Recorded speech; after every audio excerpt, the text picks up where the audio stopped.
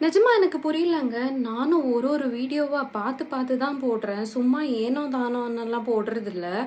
அவ்ளோ எடிட்டிங், அவ்ளோ யோசிக்கிறது, அவ்ளோ ஆராய்ச்சி பண்றது, டைட்டிலுக்கு ChatGPTயோ, ஜெமினியோ அங்கேக்கும் இங்கேக்கும் தாவி தாவி எது நல்லாயிருக்கும், எப்படி நல்லாயிருக்கும் எல்லாம் பார்த்து போட்டா, பாதி பேரு ஸ்வைப் பண்ணிட்டு போயிடுறாங்க. இன்னும் பாதி பேர் பார்த்துட்டு லைக்கு கூட போடாம போயிடுறாங்க.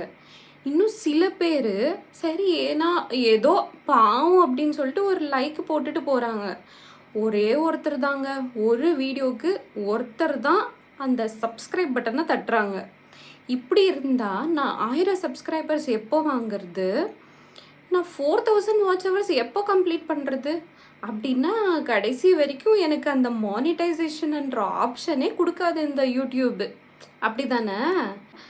சத்தியமாக ரொம்ப படுத்துதுங்க இந்த யூடியூப்பில் இருக்கிற ஆல்கரிதமாக.